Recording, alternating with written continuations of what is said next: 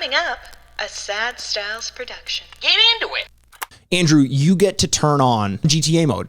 Oh, in your my life. What is the first thing that you do? I guess I would try and find whatever one of the secret jumps in my city was. Oh, yeah. And maybe do a couple of those with my stolen car that I beat up an old woman for. Okay. Did I mention that? She's old. She's old as well. Yeah. She's old as well. But did she chase after your car after you pulled her out of it? Yeah, she had a lot of things to say about it. But grandma's driving Ferraris. What are you going to do? Well, you're going to pull them right out of that Ferrari and take it for yourself. I'm so sorry. I am the wolf and you are a lamb. Get out. All right, you want to go head on into Liberty City and see what we find? Absolutely. I hope it's an old lady with a nice car. I hope it's a character that speaks.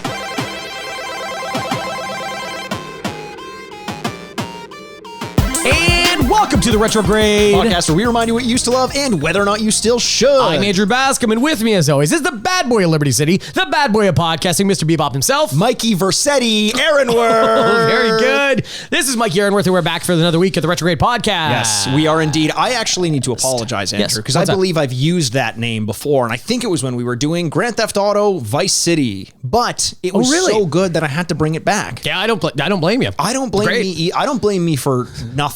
If we have another racing game, you have to be Mikey Andretti. Mikey Andretti. Yeah, that's so good. It's, in fact, Andrew, when I die, and I hope it's soon, could you ensure that Mikey Versetti is Mikey Andretti? Mikey Andretti. That's the best of both worlds. Yeah, 100%. Is on my tombstone. Yeah, absolutely. I definitely will. Thank you very much. When I'm reading your what is that? What do you do with the speech? Obituary. Yeah, no. Eulogy. I kept You're not getting my Thank eulogy. you, What the fuck are you talking about? I absolutely will. No. And who's going to? Kevin Spacey. Your best friend? Listen, I signed an agreement a decade ago. I know, but I can't cancel the contract. I didn't have a performance clause or an image clause in there. Oh, okay. So now he's going to be, Frank was a fan of Mikey. He's tapping the ring on the stand a lot. And then I said to him, clack, clack. You're like, oh, crap. He's eating ribs again. Yeah, I definitely will put that. I'll put that on your gravestone. You'll be in your will. Thank you. Thank you. No, it'll be great. Andrew, I feel like such a professional podcast communicator today. Do you know why? Why is that? I've got like an actual coffee in a mug. Yeah, you got like a mug, like we're a morning show host. Yeah, well, that's not. People don't enjoy that. Ooh, it's cold. Oh, good. I saved a couple sips so I could do this prop joke on a podcast. I constantly have thought, like growing up watching Regis and Kathy Lee. Yes. Your favorite of all the talk shows. Absolutely. Yeah. There's so much energy in the morning. I always, even as a kid, was like, that's not coffee. Right. That's water. Yeah. What are you guys doing? But why wouldn't it be coffee? Because a lot of coffee, I guess. You're drinking constantly and you're speaking, and you probably want some water. But then again, if you're Kathy Lee and then eventually we're on Good Morning America, by 9:30, you are drunk on white wine. Yes, that's true. They don't even hide it. But that's what makes it fun. That's what makes it fun. Absolutely. Just like us when we do the podcast. We're always drunk on white wine. We all the preambles, us just guzzling white wine by the gallon. I think that is actually, we're due for a mushroom club where we get drunk on the podcast. Man, it has been a while. It has. The Mushroom Club, by the way, is our Patreon account, patreon.com/the Retrograde Podcast. It is $5 US per month, and we give you at least 2 episodes per month. Usually it's a little bit more than that, and we do weird things like that. Sometimes we'll do, we haven't done the drinking and gaming segment, Yes. Too Drunk, Too Sober, where we play each other in a game competitively sober, then we get obliterated. Yeah. We've done that to the point where we got so drunk we couldn't finish the episode.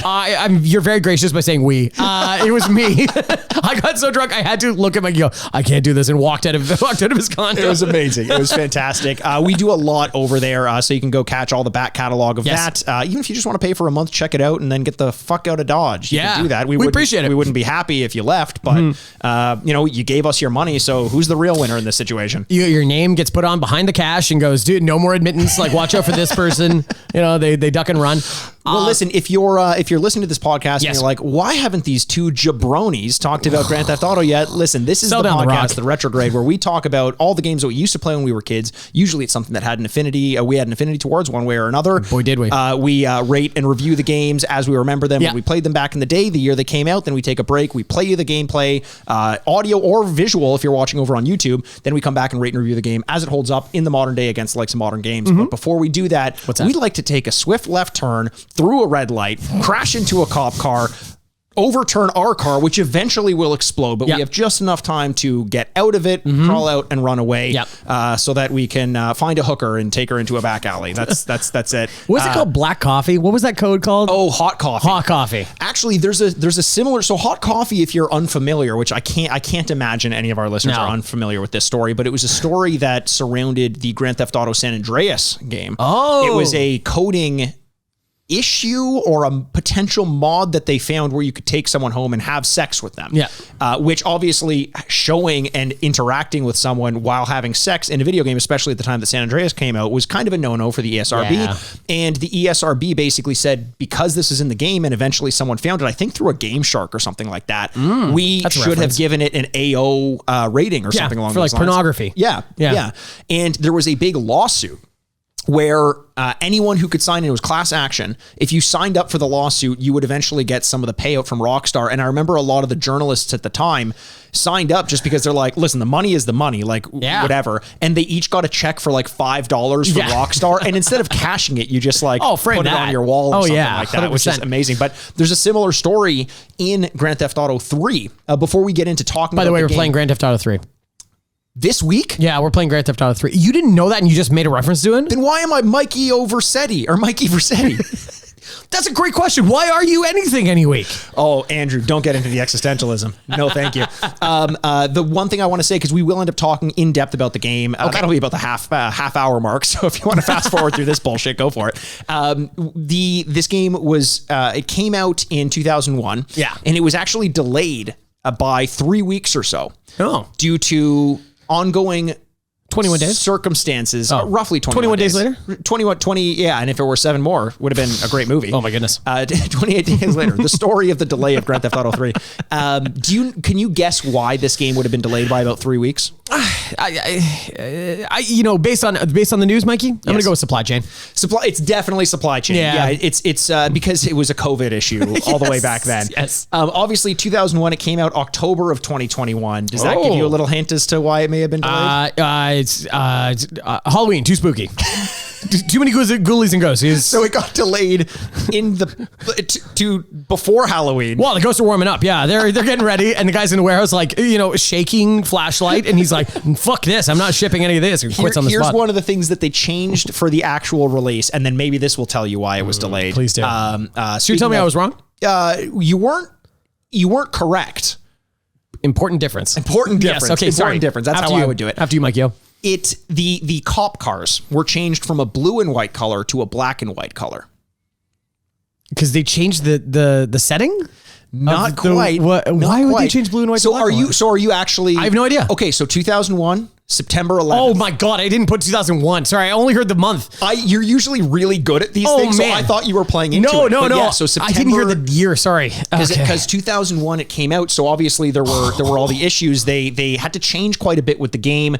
They changed the color of the police cars. That was a big one because the blue was like NYPD, right? So they and Liberty City is New York. Yes. Right? So they changed it to the black and white, which is common still in cops among the around the United States. They did some things like change pedestrian dialogue. They cut an entire mission that referenced terrorists and an entire character named Darkel, who basically his whole thing was he wanted to bring the city down, like crippling to its knees, almost like a Tyler Durden type. But I guess in that context, it doesn't quite play as well. Did they have a Twin Tower type place that they had to cut out? Like, I wouldn't shock me based on like their it's clear homages. There's one-to-one references in every place that they do. San Andreas and Vice City and stuff like that. I wondered if they would have had something like that. I don't know that there was a Twin Tower, and there definitely wouldn't have been a mission like blowing it up, for example. But there were a lot of explosions on the original cover art, which they changed to remove those. It was a really sensitive time, obviously. Oh, yeah. This was a game that was already coming out there, and people were like, don't fucking let this game come out. It's too much, right? Bringing these sorts of crimes into 3D especially. But this Darkel character, and this is why I brought this up to begin with, because we were talking about hot coffee. They eventually found in the coding of the game a reference to this character Darkel, and accused Rockstar and actually Rockstar was the publisher. The developer of this game is DMA Design. They accused DMA Design of writing that in there as a reference to September 11th. Oh, it was a backwards thing. Yes, so they tried to like catch them in, and he was like, no, we canceled it 3 weeks before it came out. Cancel culture. Cancel culture. Because they didn't want any issues with, a person who wanted to take New York down. Because Wow. Why would you want to do that? There's so many coffee references we're doing. You're having cold coffee. There's hot coffee in GTA. Yes. Oh my goodness. There's dark L, dark coffee. Dark roast coffee. Dark Yes, roast absolutely. coffee. Yeah. Yeah. Wow. Okay. No, I had no idea about that. I didn't know that they came out so close after 9/11. Wow. That's Isn't incredible. it kind of amazing that They didn't shelf it? honestly, for at least a year or something like yeah. that. Like that's actually really surprising to me. That would have changed video game history. Like, honestly, the GTA franchise, it really colors the post-2000s. We'll get into that in terms of the overall reception once we get to talk sort of in the weeds on the game. But you're absolutely right. The amount of influence that the Grand Theft Auto franchise had, on, especially once it came to number 3, had on video gaming to this day. Yeah. To this day. The Bronze Bomber loves Grand Theft Auto to this day. Bronze Bomber. Very Bomber, good. Yes, no, that's very good. So I want to get into that as well eventually. But before we do that, Andrew, I got... What's going on? I got a bit of a bone to pick with you. Oh, what? And which bone would that be? Oh, one of the leg bone. The leg bone? Which because it's connected to the knee bone. It's not very humorous. That's Andrew, you made the joke before the podcast, not me. Okay, so you always accuse me of not being able to or willing to finish video games. Yeah, I'm glad that you left the options open because I'm unsure still why you don't. It could be any option really, but it's because I'm too busy starting new games to finish video right. games. You're changing the narrative, and I appreciate that. But we have a hashtag going around here. Mikey doesn't finish. I have a hashtag going around here. Hashtag Mikey Great at starting. Mikey Gray is starting. So I assume this is about you starting another game. It actually isn't this time. Oh. This is about me having completed a game, Andrew. Whoa, you finished a game. Put that in your pipe and smoke it. Or vape it. Or vape I don't know whatever the kids are doing these days. Mango peppermint. It's wonderful. Same from me. Deathloop. Oh. A game that I've been talking You finished about. Deathloop? I finished Deathloop finally. And that's only phenomenal. 2 weeks ago, I was sitting here saying, I don't know if I'm actually going to end up finishing this game because the idea of stringing together a perfect run through the game just felt daunting to me. But this game, I'm very happy I finished it because it constantly reminded me that as much as I felt like there was just so much to keep in your mind while you were playing through it and where you had to be at certain times and how to get people to do certain things. Sure. It always held your hand enough to make you feel like you always knew what you were supposed to be doing without making it feel like it was guiding you too much. It's such an incredibly well-designed game. Cool. From the mechanics to the art design. I think this game is going to win best art design of the year for sure. The soundtrack's phenomenal. The aesthetic's amazing. Right. The acting, the look and feel of this game is great. Awesome. You and I have talked about, Andrew, that I think you would love the game. You don't have a PS5 yet. No. But once you get your hands on it, I think you would absolutely That's love awesome. it. I can't wait to play it. It sounds right down my alley too. But this is a talk about quick left turns. Yeah. This is a real 180 from last week where you were like not critical, but you were getting very frustrated. I was getting kind of frustrated, and I'll say this, that I think may I say this? Yeah, absolutely. But watch yourself, counselor. Okay. Andrew, why do you think I have a mirror set up behind you so I can watch myself as I'm speaking? That would not surprise me. I'm going to check actually. No. Okay. Only I can see it because I'm smart. You can't. The thing that I think they did really well in this game is they didn't let it overstay its welcome. Oh. Because I was thinking like I can't go back to the same level that I hate Carl's Bay again, and you have to go back to each place once. Carl. At least in every playthrough. But once you memorize it, like the specific route you have to take, it's not quite as bad. But right when I started to feel like I was getting stale on it, it was ready for me to do the final run. Oh, that's awesome. And that was great. And here's the one complaint I have with this game. Okay. From a design perspective, I can't believe I'm the only person I know who's experienced this. But you put your entire run together, and that takes a while. It takes about an hour or so to like go from place to place and make sure everything is the way it's supposed to be so that you can kill all of the visionaries so that you can break the loop. I do that, and I get to the next stage where you have to confront the final person, and you haven't seen this person in the game in this capacity yet. You haven't been to this place yet, and you walk into this room, and there's a giant laneway. This isn't really spoilers because I'm just designing the look and feel of the room without explaining what happens. Yeah. So you don't need to close your ears. But you walk into the laneway, and your powers get taken away, so you can no longer die or anything like that. It's just about having a conversation with this person. Okay. And as soon as that happens, What do you do whenever you're presented with a new area in a game? I search all of the things to pick up everything I can. Yes, before you go to where you need to go. Because I assume that ends the room. Exactly. So the first thing I did was I took a couple steps backwards and fell off of the platform, which prior to that, there was more platform behind me that just got taken away from the game, and I died and had to do the whole run over again for no reason. And I was like, sucks. I'm like, why would there be fall damage right here, right now? It was absurd. And out of nowhere, on a chalkboard, another notch gets put onto Mikey doesn't finish as you destroy this console. You're like, fuck this. I honestly considered turning the game off and being like, I'll get to it later. But I knew if I did, I wouldn't. So I wanted to go to bed, and I'm like, no, I'm getting myself to exactly that point again, and then I'll go to bed and finish the game good for afterwards. You. And I did. It's great. It's a great game. That's awesome. I'm glad you finished that. I'm glad you know. And I'm glad you are finishing in a good place with it too. Instead of last week, you're like, I don't know. You know, honestly, the more I think about that game, the more I absolutely loved it. That's like awesome. It's very well done. Arcane Studios just knows what the fuck they're doing with first person games. I don't know that anyone does first person adventure action adventure. I'm more of a Punyata Studios. Oh boy. Sorry.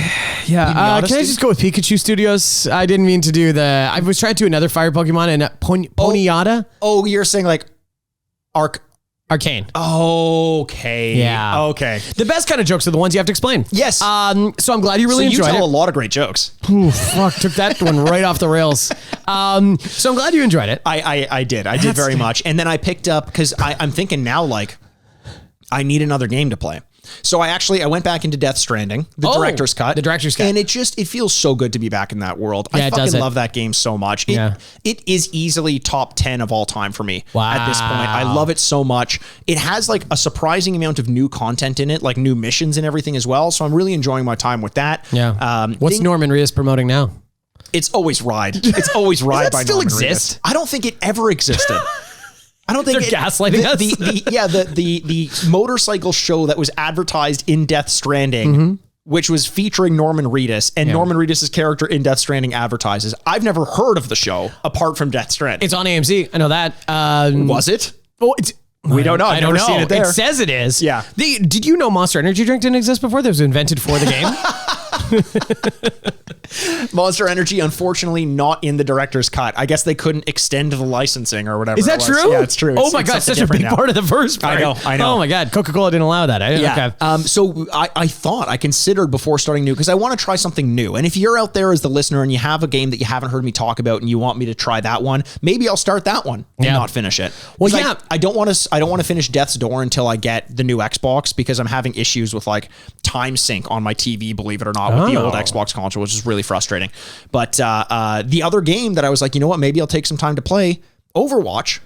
Oh, I want to talk about Overwatch. Let's talk about it. Okay, let's talk about Overwatch. Because listen, if you're new to this podcast, Andrew and I have a healthy obsession. And by healthy, I mean the exact opposite of that with Overwatch. Yeah, it means unhealthy. We've been playing it since it came out. I have a healthy obsession with alcohol.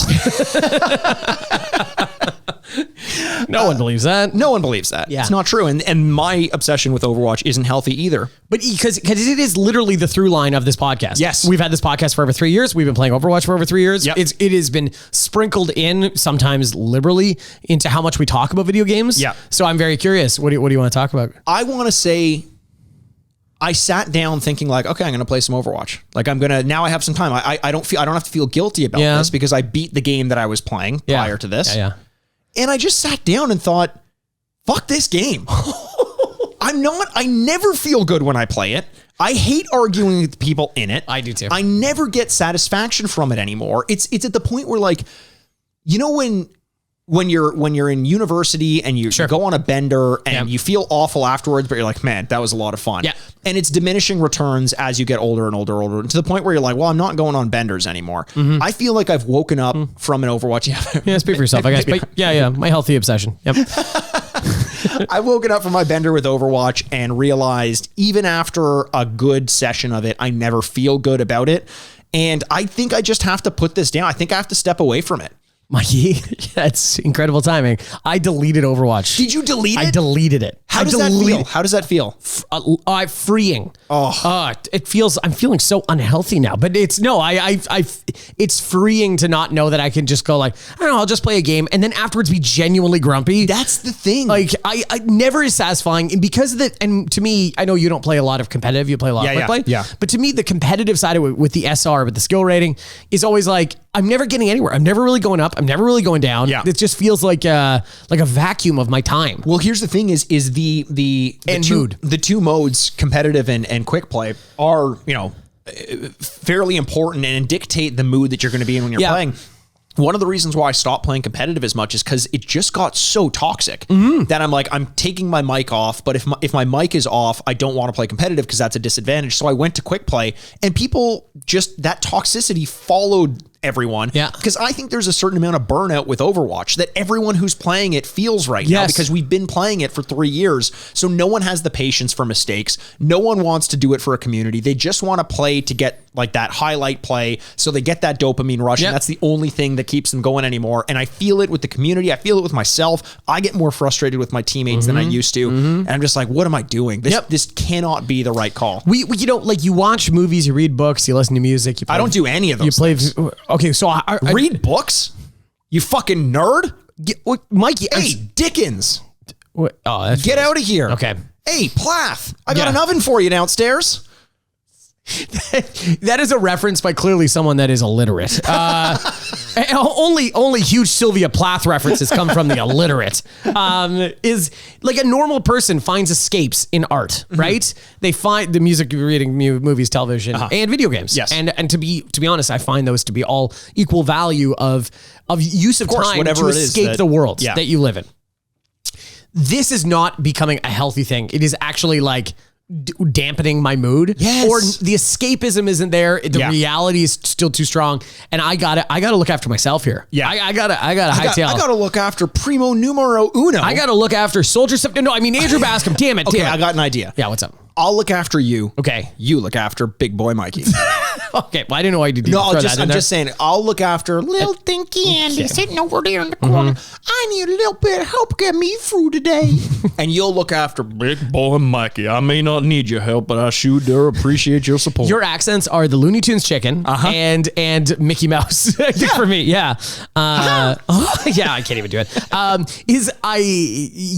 We're like a Bad Boys 2 cover. We're like back to back and just shooting, or two guns, or whatever it is. Well, we could also say from Contra. Wow, we did this. Lance Bean. Lance Bean. We remember the hilarious one. Of course we did. And it's like Tex Firestorm or something like that. Yeah. Yeah. And I guess if Bad Boys, I'm Martin Lawrence, but whatever. Well, because I'm Big Boy. I was Big also Boy in Will Smith? Independence Day. Oh, you were also in Independence Day. So of course I'm going to be the Will Smith character. Oh, can I be Jeff Goldblum?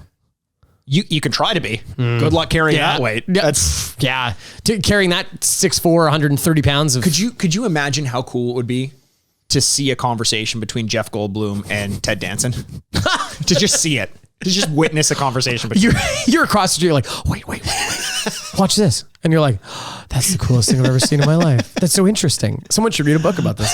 That's unbelievable. But yeah, I'll watch. So you're saying I watch you watch me. Yes. We hold up that we're not going to be playing this game that makes us depressed. Yes. Okay. 1000%, Mikey. I've already deleted the goddamn game. Okay. What are you doing? It's not deleted yet. But I think I need to, let me get back to you on that. For the full emphasis of what he's saying, watch us on YouTube. Mikey's both red and grinning like an idiot. Because I don't want to, I love what it used to mean to me. That's why it's hard. You got to delete her number out of your phone, man. That's true. That's true. You know what I mean? Yeah, I love that we're like, hey, we'll look after each other, and my responsibility is much harder than yours. So much. You've already deleted. I've already done it. You're good. Are you like, what is a sponsorship? Like your sponsor? And I'm like, hey, how you doing? I'm like, I'm good, man. Well, I earlier this week went through. I have like a bunch of highlights saved from Overwatch, and I went through watching them, like flipping through an old photo book. Just like, I remember that. I remember that. That was a good day. Oh, what a great day. Yeah. So I do want to start posting some of my highlights to our Twitter account. I'm at Retrograde Mikey or at Retrograde Andy. say, and we're at Retrograde Pod. But I know once I do that, our listeners, as they normally do, will say, hey, we should play again. Yeah, here's online. my name. Yeah. Here's my name. And that may get me back into it. But I don't want that to happen. But it might happen. But I don't want it to happen. But honestly, I might. Can we break now? I got to play some Overwatch. Oh my God. They're so quick. I literally just scratched myself as I said that. Like I got an itch. Just like. Yeah. And I look over, it's already started on the laptop. I'm like, what the hell happened?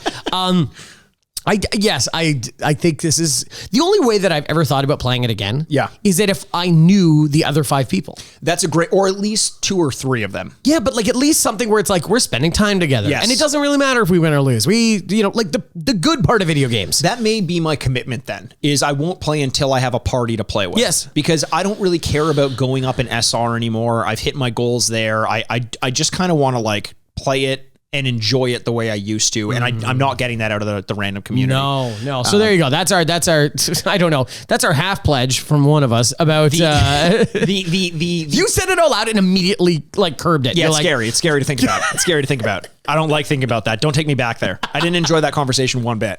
Because the community feels now as though it's vacant and empty, similar to when we played Grand Theft Auto Vice City and the streets felt vacant and empty. This week, we're going to be doing Grand Theft Auto 3 for the PlayStation 2. Again, it came out in 2001, post 9/11. I missed that. the thing that I'm most concerned about with this game is that when we went back to go do Grand Theft Auto Vice City, which was a long time ago. It's in our back catalog if you want to go listen to it. It's not available on YouTube. Yeah. We apologize for the sound quality in advance if you do decide to go back. But what I'm most concerned about is that was by far my favorite Grand Theft Auto game. By far. I loved it. I loved the atmosphere. I loved the aesthetic. Soundtrack. When I think back to playing that game, I imagine like a fully tightly packed Miami. Yes. That you're just driving around, having a good 80s. reckless time for in the 80s. When we turned the game on, it was so empty. It's barren. It's barren. Yes. And all the things that I complain about with current open world games, like Assassin's Creed or something, where it's like, I don't want to do diving bell missions. I don't want to go do this. There's just too much to do, too much to collect. Having none of it in there is... You realize why they litter the open world with so much to do. You never can go home again. You know what I mean? Yes. I don't care how many times we have to reference Frost on this from a couple of literate jerks over here. But is it like you really can't because the home is not the home that you remember? Yes. And Vice City is a lot better. Just ask Odysseus. He knows that. If you haven't heard September, obviously go, that's a Homer reference. Hey, everybody. How we doing? It's so much better in your memory. Yeah. Because you were a kid and you didn't know what the world would become where it's littered and everyone can talk to and there's every store you can go into and things like that. And you forget the times where you're like, oh, it's a huge block. I cannot enter any of them. Right. There's 2 people on the sidewalk. Remember in the first time you could walk into a building Oh my God. in a Grand Theft Auto Blew game? your mind. And it was like, I think it was Vice City the first time you could go into a door, but it was so few and far between. It was very clearly an instanced area. And that now we're at a point where you can go in as many different places as you want. Absolutely. The games have gotten so much bigger. Have we mentioned this? The reason we're doing this game is because the remaster of Grand Theft Auto 3, Vice City, and San Andreas are coming out or are out as of this recording. What is this? The 3rd or 4th week in a row we're saying this? Available on Game Pass. Yes. And we're not picking sides in the Xbox versus PlayStation. But if Game Pass wants to advertise on here, that's fine. Hey, Ed Microsoft. That's his name, right? Yeah, Ed Microsoft. Ed Microsoft. Yes. Come on over. Edward Microsoft. Gas up that jet. Is that how you talk to them? Yeah, 100%. Gas up that jet. Gas up that jet. It's green, probably. It's green. I've got caviar. What kind? Green caviar. Yes, caviar. Absolutely. Very good. It's because I found it all in the shell of a lobster on the outside of the shell. That's green caviar, absolutely, right? Absolutely, 1000%. Ed Microsoft. I got some... Gas up your jet. We'll start with that. Gas up your jet. Yep. We got some green caviar. Green caviar. We got some green caviar. Do you have like a favorite caviar spoon? Is that? Yeah, I got spoons from Reno the other day. Oh, you did? like I collect spoons every time I go somewhere. Andrew, that's adorable. Isn't that right? That's adorable. I know. So get your Reno spoon. Yeah. Come and you could just sit here and say and just give us all of the money that you have, and it's a tax spent. They love tax shelters, right? We'll hold it in our tax shelter, and it's not made. Listen, this isn't a Three Little Pigs situation. Yeah. Because we know some people make their tax shelters out of straw, and some people make it out of laws. Yep. I think those are their favorite ones. Turns out you can demolish a brick tax shelter, but you can't demolish a law's tax shelter. Yeah, that is the Goldilocks perfect situation. It's an MCU thing. they're all showing up in the same story together. And Microsoft, you're on blast. For real though. Oh, for real? Wait, what? For real. The Three Little Pigs. Yeah. Grass. Yeah. Like straw. Mud? That doesn't sound right. What do they make their houses out of? Brick. Brick is the good one though. Brick's the good one. Straw? Leaf. Wood. Maybe. Wood. Sticks. Wood is fine though. But I don't know. Then why don't we make houses out of wood anymore, Mikey? I Checkmate. would, but that story steered me otherwise. Thank you very much. And that is truly the Queen's Gambit. Okay. So yeah, and Microsoft advertised on here because Game Pass is just slaughtering right now. It's slaughtering. We haven't picked, you're right, we haven't picked a side, but it's just been very convenient that we've been picking games that have all been on Game Pass. Here's the thing that just to make everyone happy, because that's all I'm here to do is to make everyone happy. And I've been doing a great job at it. PlayStation 5 is my favorite console I've owned in generations. Right. I fucking love it. Yep. But Game Pass as a service is untouchable. It's so good. It's a house divided. It's like when you each have your things. It's when you go by like an election and the house has two different signs in it. You're like, oh God, that must be rough at dinner. You know what I mean? And it's one of these where it's like, I love my PlayStation 5, but I love my Game Pass. Yeah. So why can't we all be friends? Ed, work with Larry PlayStation. And get together on this one. You fly your green jet to meet his blue jet? JetBlue? Does Larry PlayStation own JetBlue? Grand Theft Auto 3 is the game that we are focusing on today. Yes. What more is there to say about this game than, holy shit, our lives were different before than they were Absolutely. after. Do you remember the build up to this? Did you play it like when it first came out? Or I absolutely did. I would have been 14, 15. And so like talk about a Grand Theft Auto game hitting you right in the right time. Oh my God. 15 years old. I know. A 15-year-old boy. Oh my God. It felt like you were getting away with something naughty. Yeah. You know, and it felt like everyone was in on this because I remember you as well had played the Grand Theft Auto either 1 or 2, the bird's eye view on ones. PC, yeah. On PC. Also available on PlayStation 2 and a couple other consoles, Dreamcast as well, but like who played them on that? It was much easier with a mouse and keyboard. Yeah. When they were talking about making this, because even back in the Grand Theft Auto 1 and 2 days, the idea of being able to steal a car in a game, I remember someone told me that and I was like, hang on. I don't understand what you're trying to tell me. Right. What do you mean? You can just walking and driving in a game. That was a big deal. Not one or the other. Not one. Yeah, exactly. I mean, keep in mind, it would be years before you could walk and drive ride a skateboard in Tony Hawk, right? Like that was still amazing. Yeah. And they did not do a good job at that either. It was awful. You're basically just walking skateboarding facing the other way with like the same mechanics. It was awful.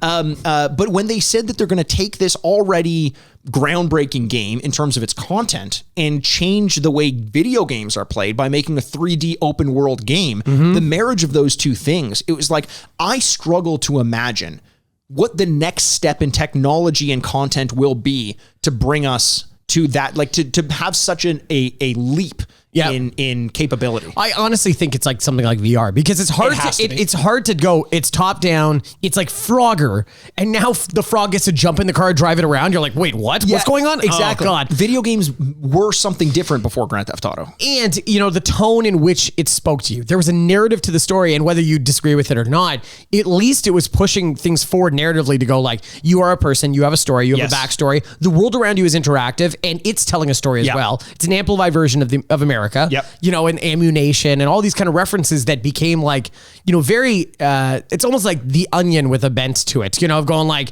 we're going to shine a mirror to the country we think they were creating. satirizing it in a way that I think it's kind of like early South Park, how they had an idea of wanting to like make fun of things and make a joke, but they just hadn't found their tone yet. Yeah. Like later Grand Theft Auto had done that or has done that, at least in, Grand Theft Auto 4, but I don't, 5, Jesus. Yeah. But I don't know that at this point it had figured it out, but they were trying with things like ammunition and really kind of dialing everything up to 11. Yes, the radio. My favorite things ever. You know, I love talk radio growing up. That's why I love podcasts and stuff like that. The talk radio stations in these are so funny. Yes, and they're usually like really good comedians that are like doing this that talk for 4 hours about something insane. And I think the other one too that I was going to say is, you know, a really good comparison. It's really hard to say. Like, man, to the step up in video game technology and everything is like.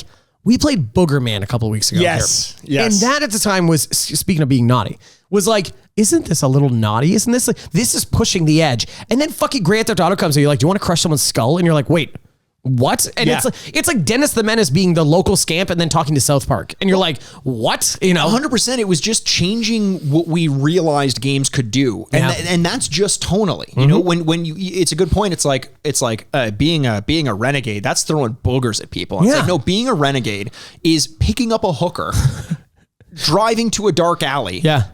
Letting her sleep with you. Letting her sleep with you. Sleep with you. What the hell? And then paying her and then killing her and taking the money. Getting the money. I know. And I you know, that isn't a funny thing. But sounds horrible when you say it out loud. And it is. Yes, it is. yes. But just the idea that was something you could do in a video game. Yeah.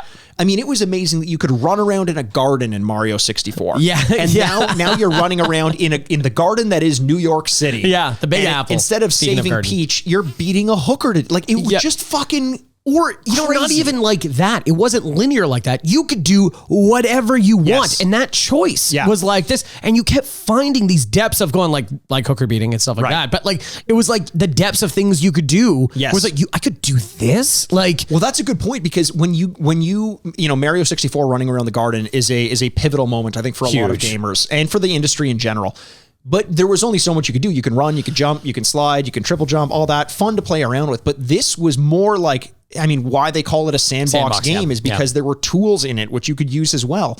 It's just baffling to me that the step that was taken to bring gaming into a 3D sandbox open world game was also the game that was bold enough to be something that was this controversial. You would think it would be one or the other to take a risk, but they didn't take a risk. And you know what? It shows because Rockstar is now fucking enormous as a company. It has a track record of being like, I almost, you know, they couldn't be more different, but like a Pixar level thing where Pixar attaches their name to something and you're like, oh, that's probably going to be pretty good. 100%. And Rockstar, you know, like they didn't create a single franchise that was one of the most successful. They've created several that have been some of the most successful. You know, we talk obviously all the time about Red Dead. And then like that's a separate one that they did and it's almost completely different, but it's not. And it Warriors. Oh, the Warriors. Manhunt. Yep. I mean, there's just a ton, you know, Manhunt, say what you will about that. We don't think it's aged very well. No. You and I played it on this podcast a while ago. We've been urged to do the Xbox version to try it out again. Okay. Maybe we will at some point. Yeah.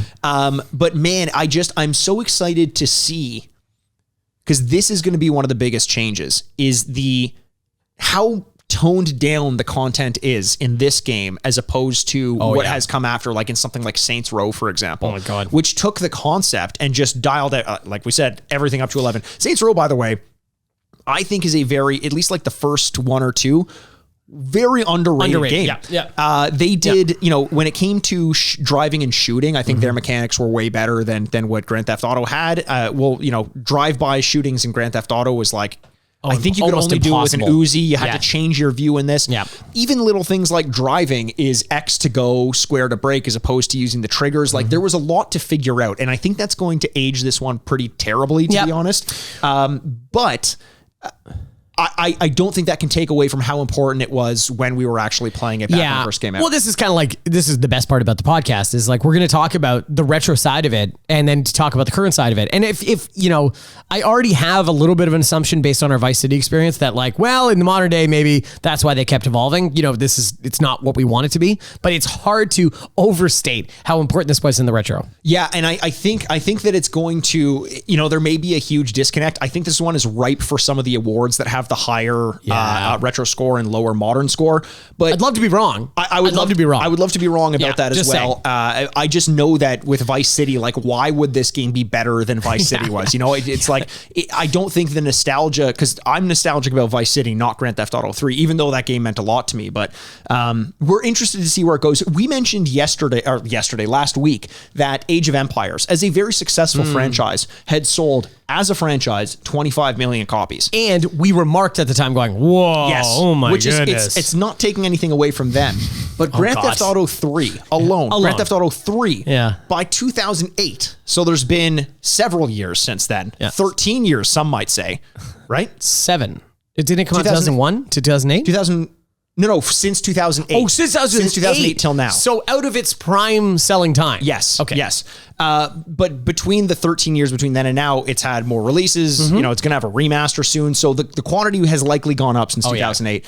But it has sold alone 14.5 million units as of 2008, which is absurd. And Grand Theft Auto, just as a franchise, just sells gangbusters all the time. Yeah. Metacritic score of this game, 97%. Oh my God. It is absurd. There were some... Who is the 3?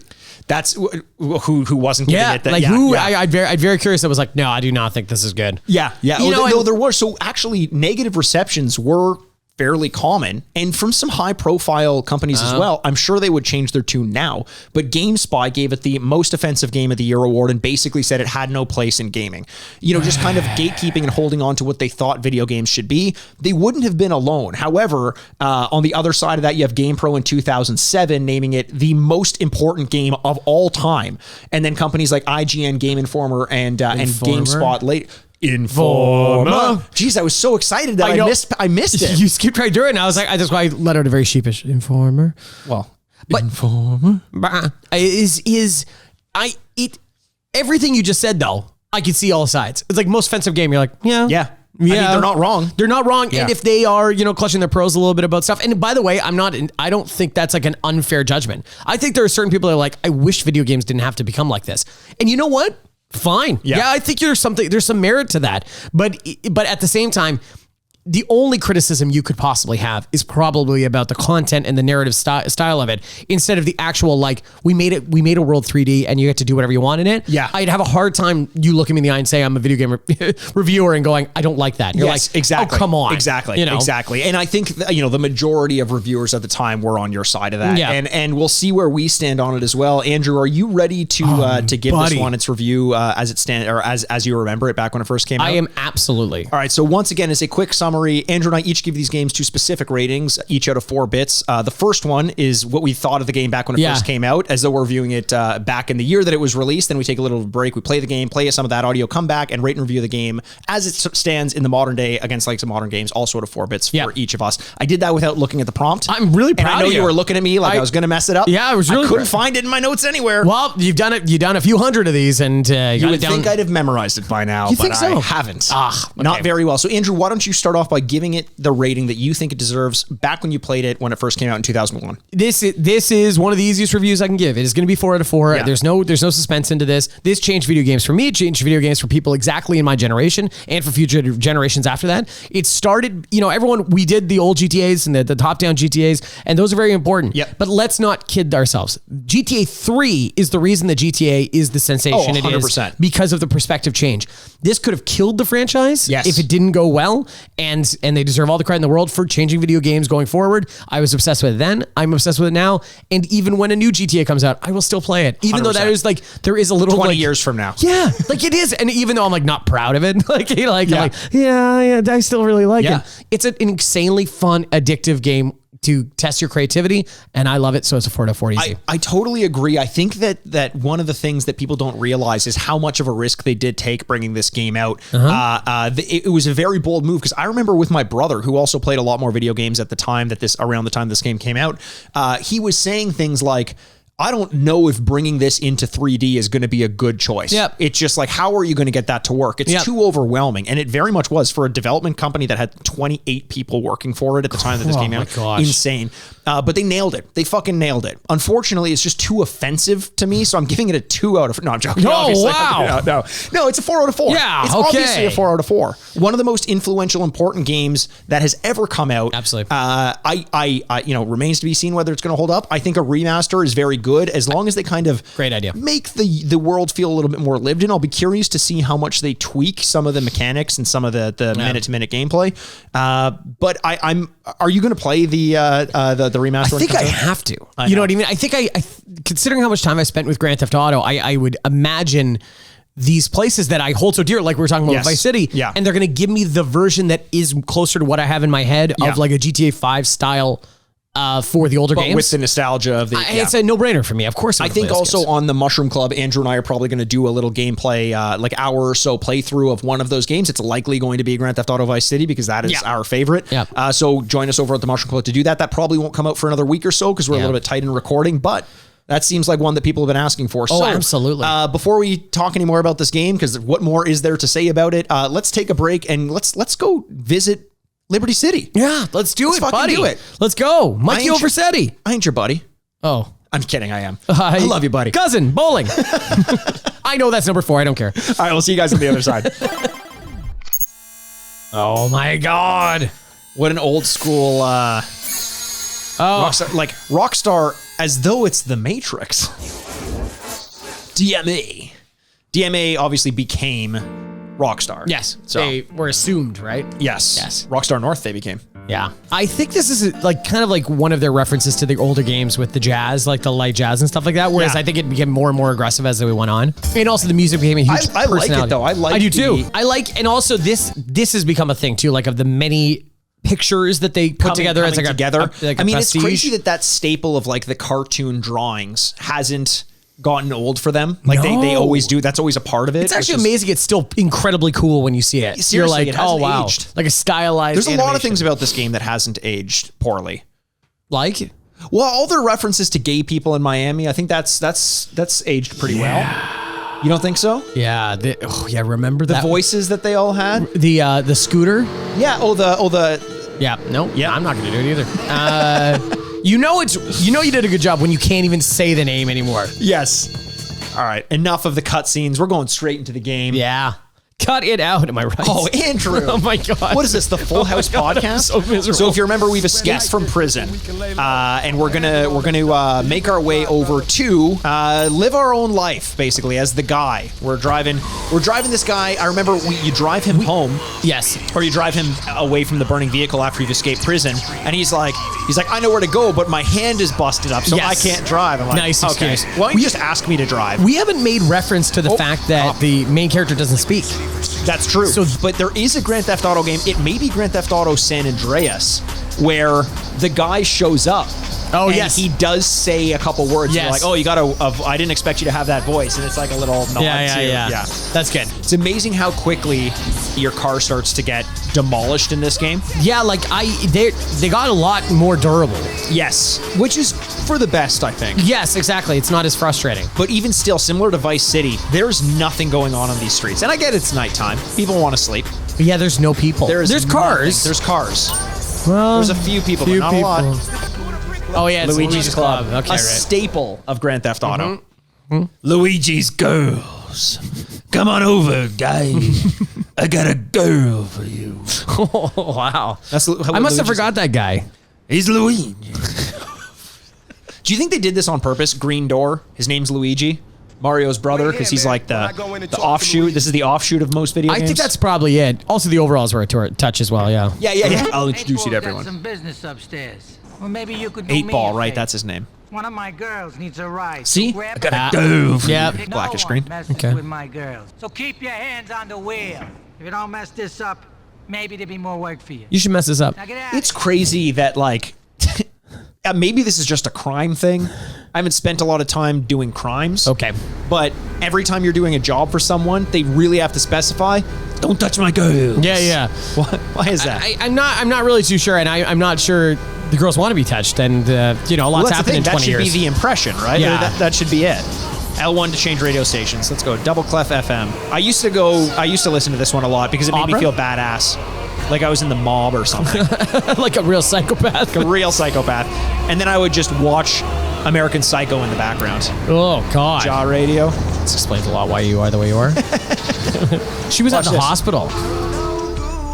Man, this car is that's gonna not- explode soon. Probably. Misty, take your time.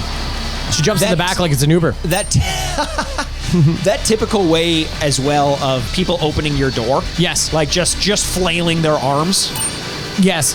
One of my favorite things to do always was like trying to spin turn so that the door would close on its own. Oh, I always just drive by. I would drive by and knock it off against like a lamppost. Yeah, that's good because like or obviously a pedestrian. the door.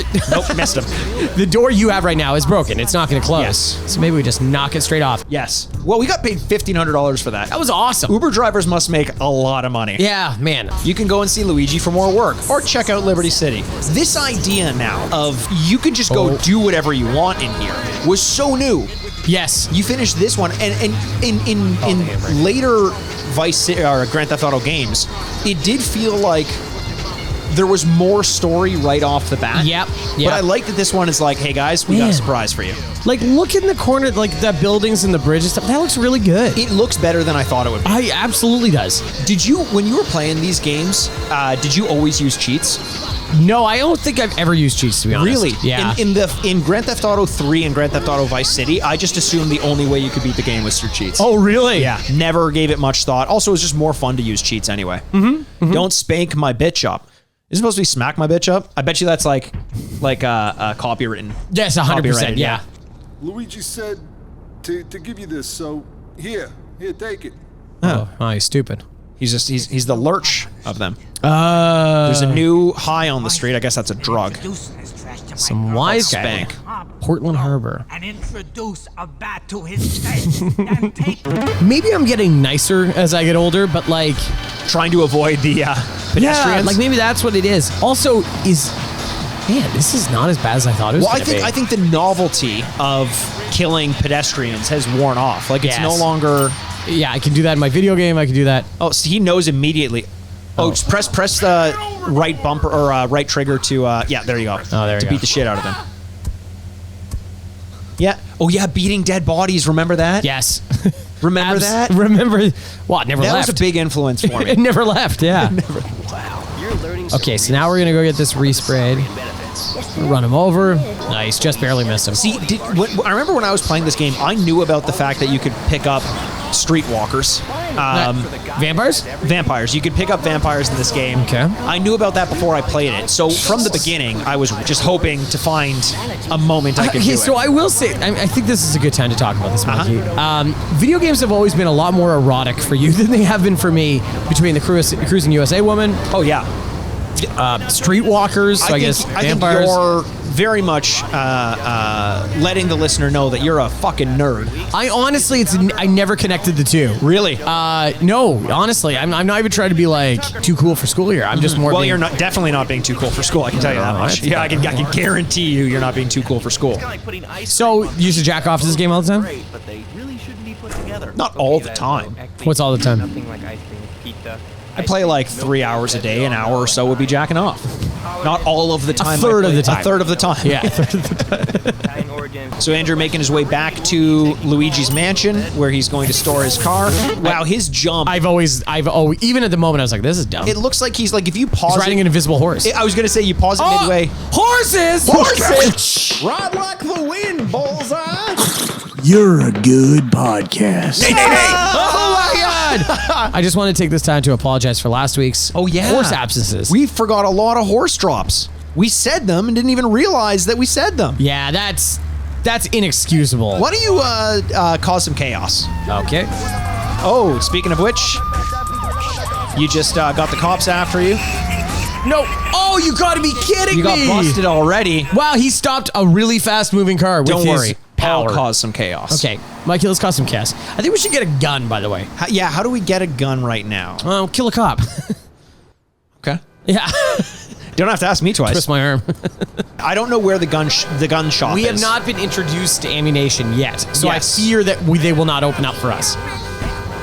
Right in front of the right in front of the police station. Right in front of the police station. Steal a cause car, little bit of run over a havoc. pedestrian. Come on, cops. 2 more dead on your watch. There This you is go. on you, police. Only 1 star though. That's a common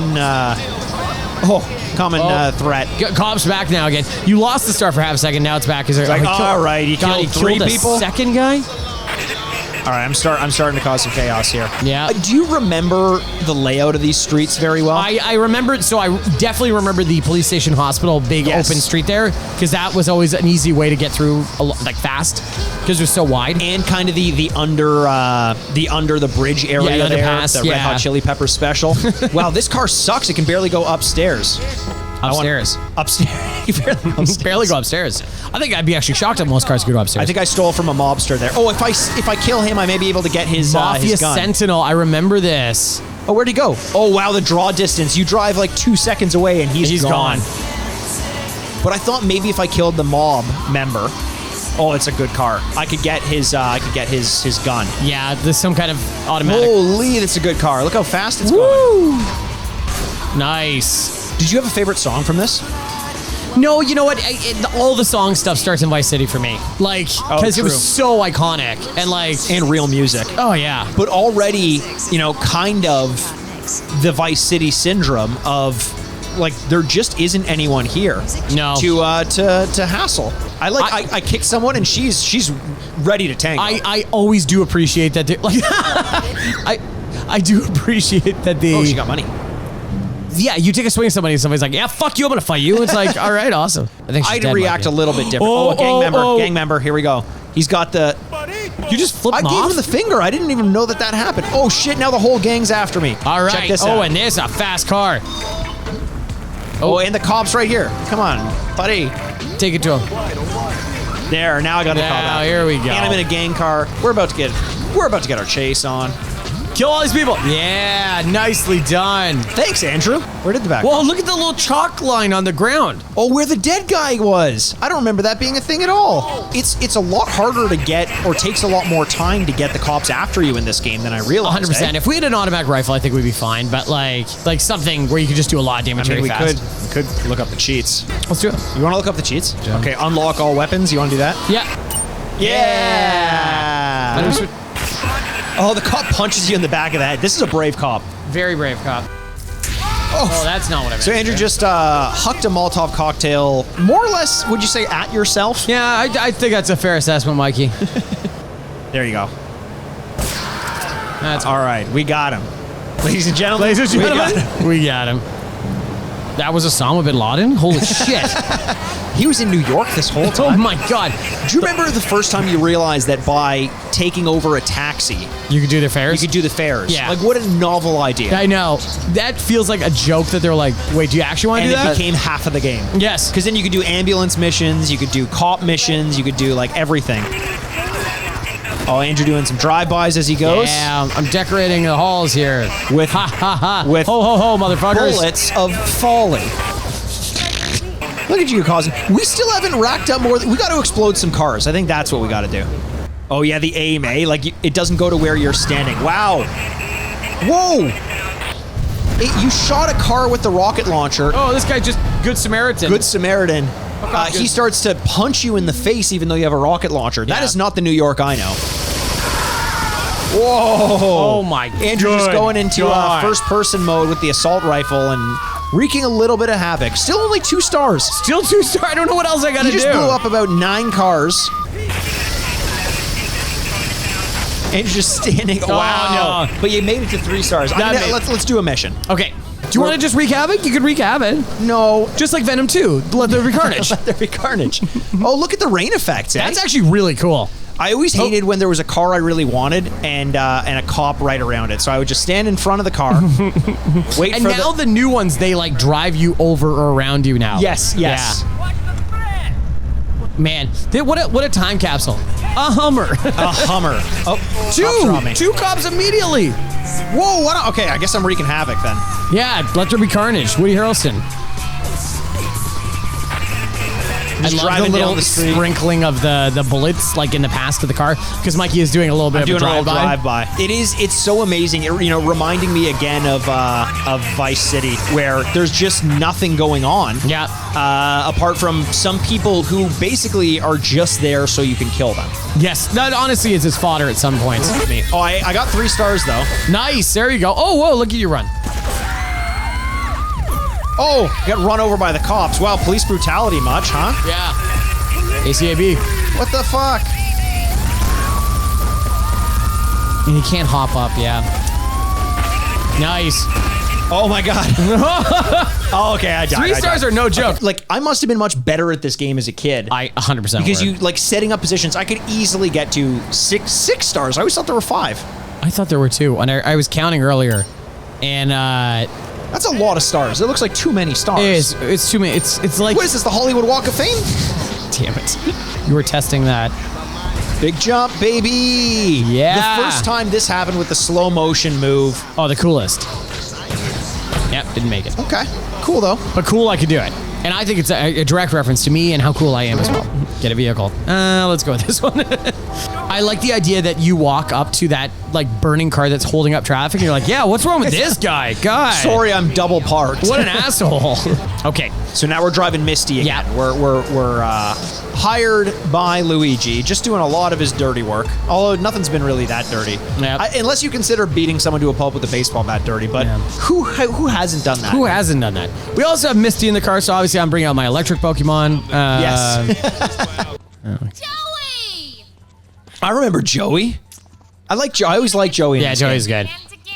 I'll be with you in a minute, Sparkplug. Because he's a Hey, I'm mechanic. Joey. Luigi said you were reliable. Sounds like Michael Come back Rappaport. later, there might be some work for you.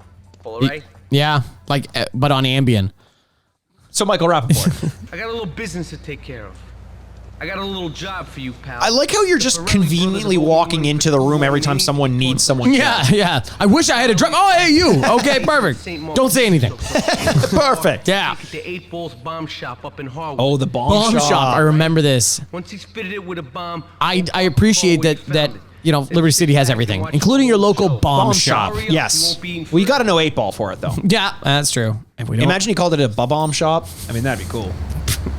oh, nice. It's gonna roll. Ooh, nice. Well done. I actually, one thing I learned about that Grand Theft Auto taught me is if my car is ever Yes. flipping, which way Turn to into turn. it. Yes. Yeah. Oh, I think this is one of the missions where, like, once you get the bomb, you can't really get damage to your car. Oh, yes, because anything will set it off. Yes. Right, I remember this now. God, it's Right. amazing we remember this. So I have to get a bomb in the car Yes. and without damaging it, and then plant it because the guy has to get into it without realizing anything's happened. A mission that I thought happened a lot later in this game, but maybe too. I just didn't play a ton of the story. Maybe like I may have like only. Ooh, That was close. I almost hit the car. I may have like only. Oh, there's going to be Sandbox a this game. really good car in that show window here on the left. Like, there. Yes. Oh, man, yeah, good memory. I just, these things. You know what? I often think the early missions leave a huge imprint in you because you just remember them because you had to do them several times because Yes. they were new. Yes. And then later on, you're like, oh, I kind of got the hang of this now. Fuck, you're trashing the vehicle. Get it repaired. Son of a Fucking bitch. Jesus. I'm gonna get it repaired after I get the bomb put in. Okay. I didn't know you were allowed to do that. Well, we can find out. When I'm rushing 8 Ball's like, get this piece of shit out of here. Oh, nice. I only put bombs in the best possible car. And he goes, cars like this, and he smacks on the hood, explodes everywhere, dies. So car's repaired. Okay, New now engine and you paint. The just cops won't can't recognize you. fuck it up. But park the Mikey, I was hoping there was a car right there, and you just immediately ran into it. The number of times that would have happened to me playing this game, Yeah. take a risk. The problem is like, you're almost a better driver if you're just going normal speed, but now you slow down and you hit something, you're like, fucking hell. Exactly, because you're used to going at a much faster speed. Yep. Uh-oh. Oh, I so remember scared. this so vividly. I know, this mission I did not like, because I was like, you just taught me how to wreak havoc. There's like a blind tool. He guy jumped in into front my of your car. That's not my Thank God we have a dash cam. Activate the car bomb. Bomb armed. Bomb Arnold. Shitty parking job. Did you hear me? Bomb Arnold. Bomb Arnold, yes. Pretty good. Now we have to watch him again slowly walk into the car. Is that a Tom Arnold joke? Yeah, Bomb Arnold. I like the exasperate. Yeah. What else would it be? What other jokes do I make? Wait until you hear my Roseanne bit. Oh, eat till you explode. Marco's Bistro. I love it. And kablooey. Kablooey indeed. Mission pass. Mission pass 10 grand. 10 G's. Well, you know what? To be honest, this one does feel like that. You put a bomb in and killed somebody. So what? Normal fuck off. Tuesday. Well, Andrew, a couple missions down. Yeah, that was fun. Couple cop wrangling escapades. No Escalades, but we did have a Hummer. 100%, and we exploded some cars. Oh, Andrew, and we got paid handsomely for it. Oh my goodness. You want to go talk about this game? Yeah, let's go counter cash and talk about this game. Let's do it, baby. Haha. And welcome back to the Retrograde. Hey, get over here. I got some doils for you. It's Mikey's go-to character. He's back. A go-to is just, it's not even a Mikey's character. My name is Luigi. Yeah, we had Coffee Guy that was high on cocaine the other week. We had LA Noir guys. You're telling me you got coffee with cocaine in it? Says Luigi? Here we go. He's back again. Oh, fuck. I like him being just one. Oh, fuck, my emotions. I'll tell you what. Yeah. I got a job for you. Oh, yeah, what's that? You drive this car. You go over to that coffee shop. Yeah. You pick up a coffee. Okay. You bring it back here. Yep. I know it ain't much. Oh, yeah. I got $1,500 for you. What the hell? Yeah, that's right. It's not much, but it's an entry-level gig. Coffee over there costs $1,100. You do this for me? Yeah. You a made man. I'm a made man. That's all it takes? That's all it takes. To become a made man. Well, this is a good coffee. Oh my God. You should try it. Wow, made man. I'll That's tell you, you'll be able to afford about a third of a cup with the $1,500 I'm going to give you. third of a cup. Like espresso? Yeah, they put cocaine in it. Espresso. Espresso. That was my least favorite people. The number of like waiters and waitresses at high-end restaurants who say espresso. Yep. It's one thing, and we talked about this off. Wait a second. How many espressos are you ordering at high-end restaurants? Oh, wow, the affogato. You got it. Oh, yeah, I forgot. Yeah. Over ice cream? Well, Oh, I my always say, I'm like, do you have an goodness. affogato? And they're like, no. I say, do you have vanilla ice cream? And they say, yes. And I say, do you have Oh my espresso? God. So wait a second. You're telling me I see bread on the table here and you have pork in the back and you can't make me a bacon sandwich? Get the fuck out of here. No, I say I will just order a vanilla ice cream and I'll order an espresso. Yeah. I'll do the heavy lifting.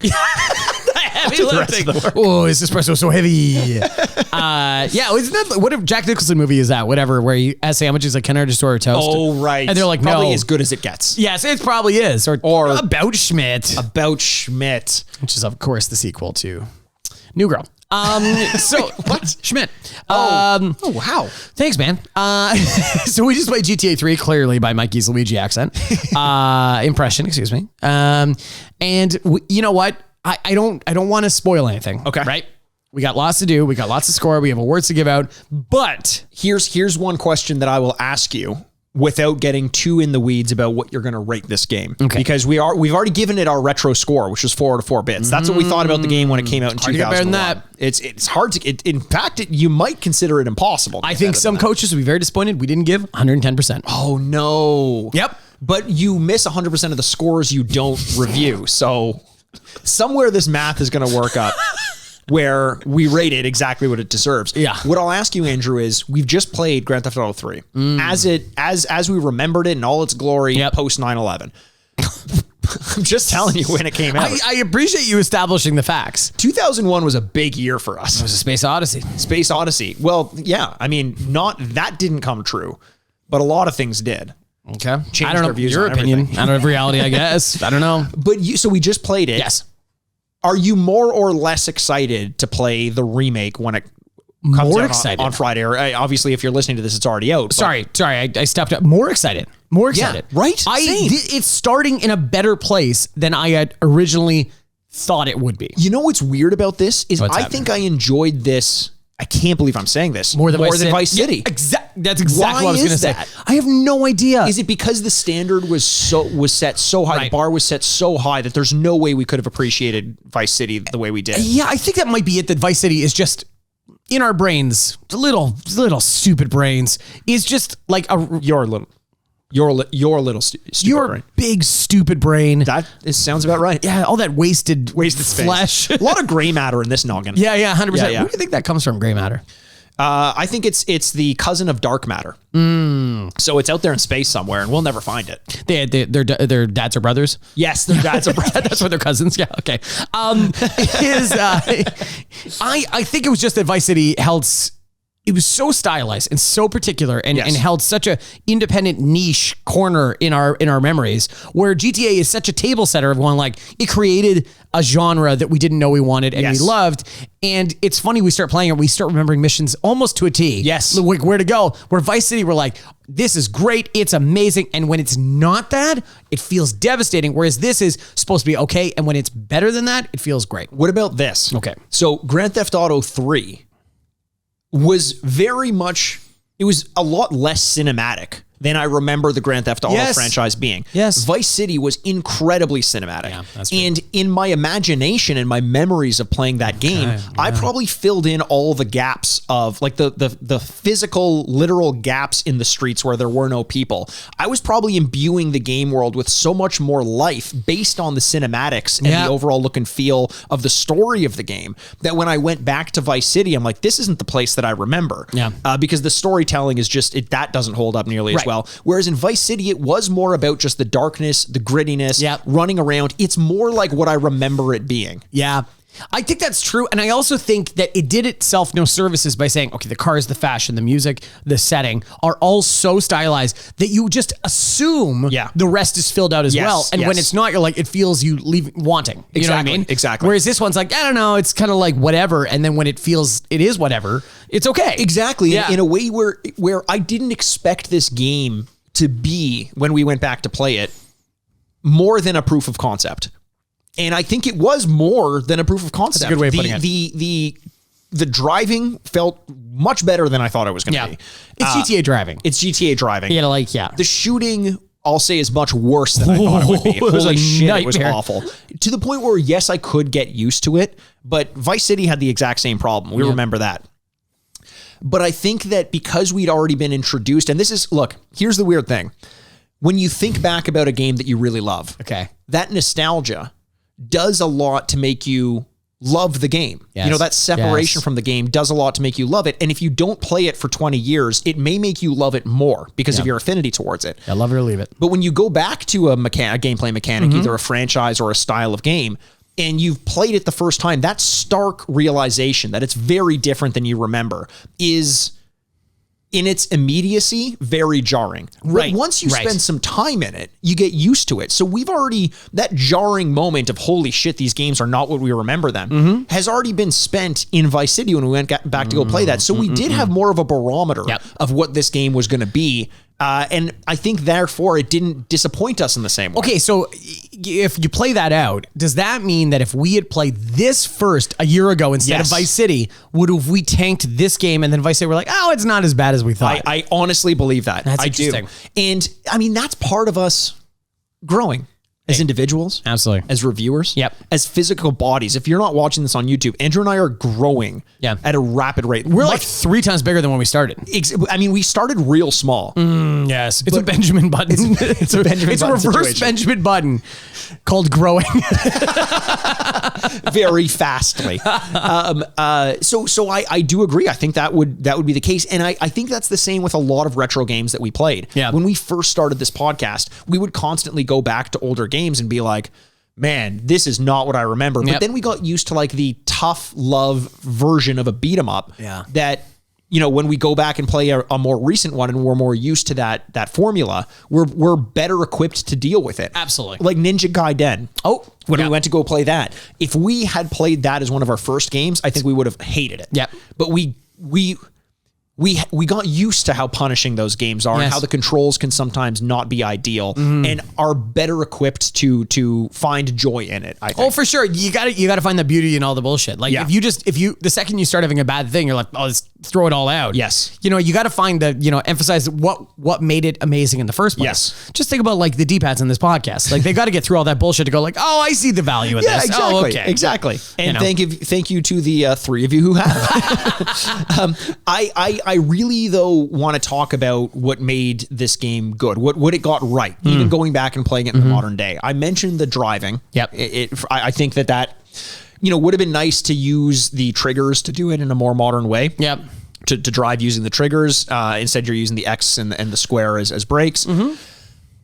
Apart from that, what were the things that you found yourself liking in this game? Okay, so I think the graphics were a little bit better than I thought they were going to be. I agree. I think them kind being of cartoony, but held up. exactly. Yeah. But that actually kind of works, and then that leads me to another thing, and this is a really small thing. But the interstitials with the cartoons are really great. Yeah, like, and they're really like relaxing and kind of cool. And every time they show up, you're like looking at the screen, like, oh, that's cool, or this guy's interesting.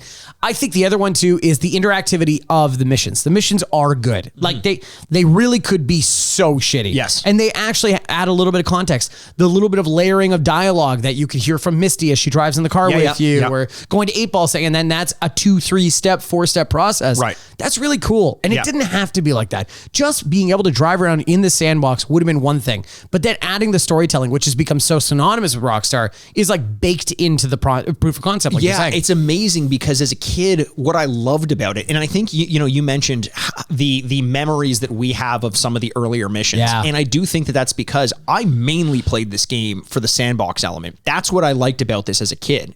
Granted, it makes sense. It was the first time we'd had an ability to play a game like that. But what I really liked about going back and playing it was the story.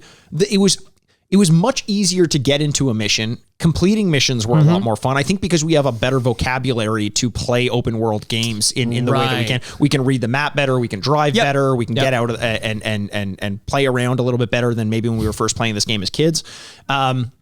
Kids whose parents let them play this game, which is amazing. Thank God my parents never like, what are you playing? Like, by the way, we got better at it because this game and its subsequent entities taught us to be good at this game. So we're trained better at this. This is like Edge of Tomorrow, where we're like Tom Cruise the 900th time. We've been here before. 100%. So I was kind of taken aback by how much I enjoyed the process of go in, get a story, come out, play around. And you're right that Rockstar really dialed into their storytelling in subsequent games, as opposed to just making it fun to live in a sandbox game, which maybe is the difference between something like Saints Row and Grand Theft Auto. Saints Row is like, let's just let them have fun in here. And Grand Theft Auto is like, no, we want to tell a story. 100%. And they got really good at that. The example I always use is like Family Guy versus Simpsons. And people are like, well, it's like Family Guy. Like I think a younger generation is like, well, it's a much funnier show. And it's like, but the reason I would never go back to watching Family Guy is because there's no heart at the end of the thing. That's at the end of the day, The Simpsons is telling a story that's kind of interesting.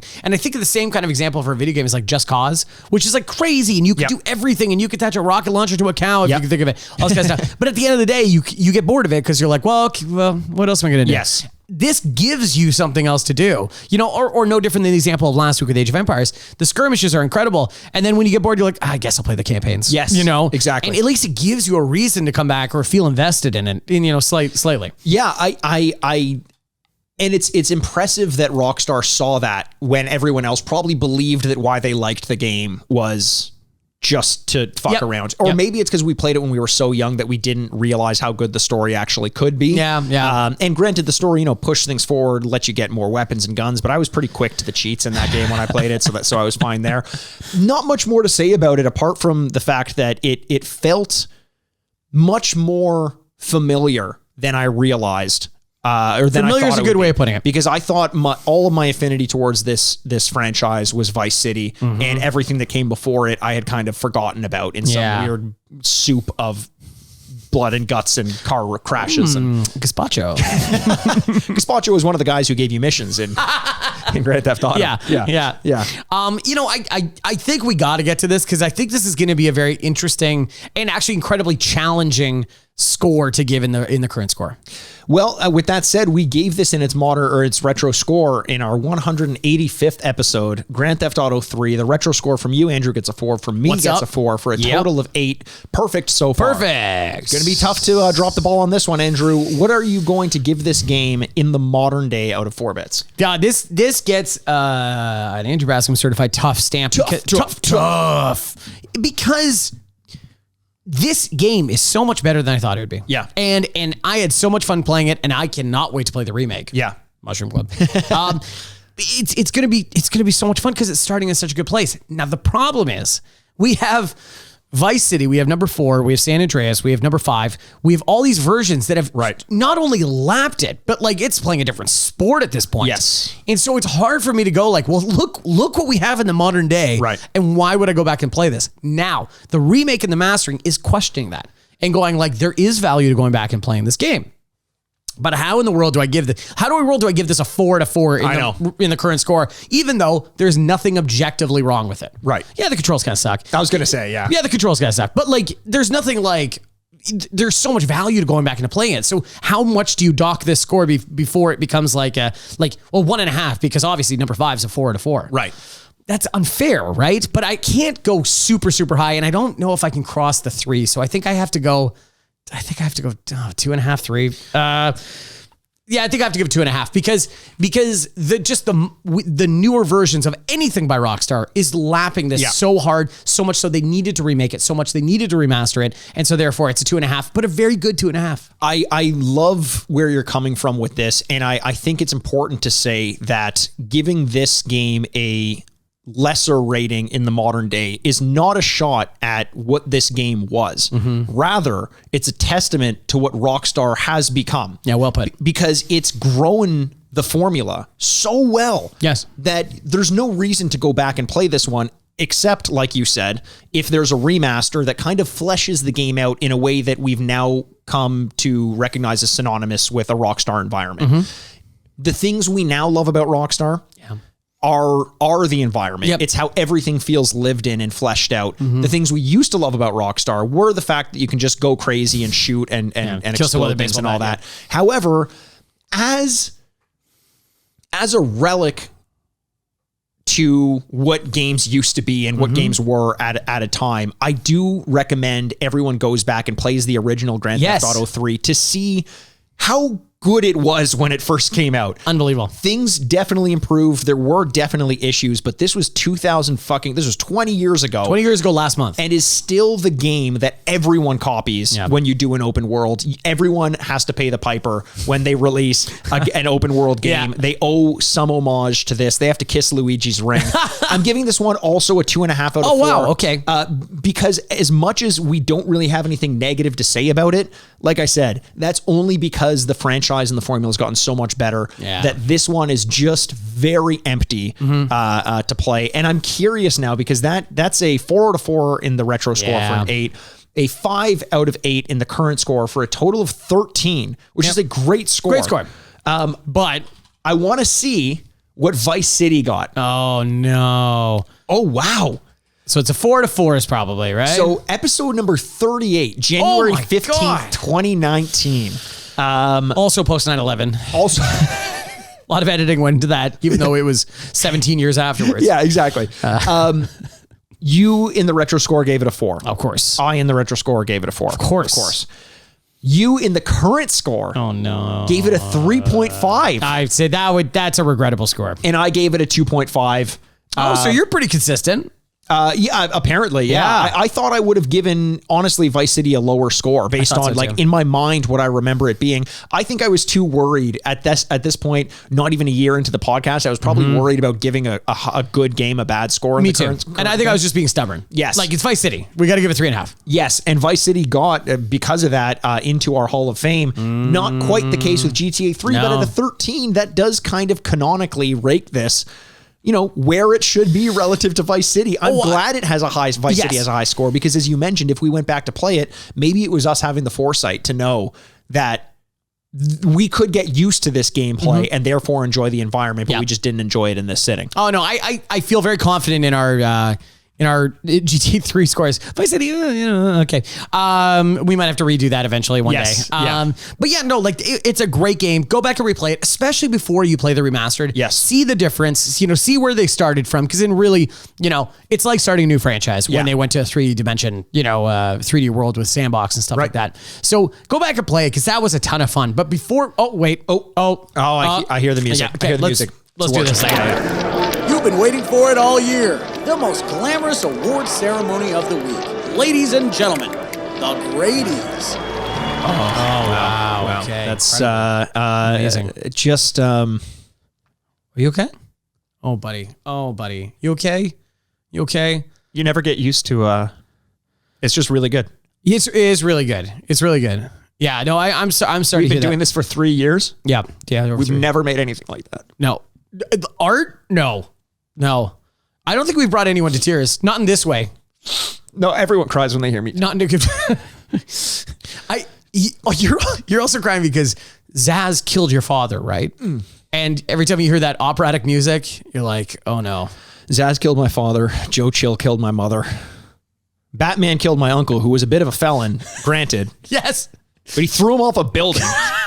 Batman says he doesn't kill anyone. He threw him off a building. And then you got to the will, and they're reading the will, and they're like, and the pearl collection goes to Mikey. Oh, there's no pearls left, Mikey. They're scattered all over the streets of Gotham. I was going to say Toronto. I don't know. Oh, yeah. Yeah. No, I was Canonically, if there was a Batman in our city, that'd be terrible. I mean, there's so many characters in Toronto. There may as well be a Batman. Honestly, you'd fit into the nice cornucopia of weirdos. There's a guy in our city who I'm glad. Are you going to talk about sing screaming guy that rides around on a skateboard? No, but I know that guy. I love that guy. I'm talking about a knuckle push-up guy. Oh, yeah, knuckle push-up guy. You see him walking, and every like 10 steps, he gets down and does push-ups on his knuckles. He's got insane calluses all over his knuckles. It's crazy. Fucking hell. One guy, though, another Toronto local celebrity is I Hate Rubber Boots guy. I don't know this guy. So the guy wears rubber boots and wears a t-shirt that says, I hate rubber boots. And he walks around all day, every day. And people just, like a local celebrity, take pictures of him. Oh, that's the extent of it. And every day I see it, I'm always like, yeah, right. There's also a Spider-Man on a skateboard. Spider-Man skateboard, the White Squirrel of Bellwoods. There's a lot of things. Okay, so Okay. we don't, Elliot, Batman would fit in. That's all we're saying. We've kept Elliot waiting, Sorry, standing there in an immaculate Italian-made bespoke suit. Wonderful. Elliot, can you reach into that suit pocket of yours and grab that envelope? Let us know what awards this game has won. Do you like the idea of like a 3-piece suit, but the piece is like a reference to a gun? It's pretty good. Right? Oh, Andrew, that's really nice. Thanks, man. It's like you walk into your cousin's wedding or something. Yeah. Elliot, shut up for a second. Yeah, shut up. You got fuck you. Shut up. Shut up. Fuck you. All right, keep going. Walk into your cousin's wedding, and there's a little bit of beef, and oh yeah, yeah.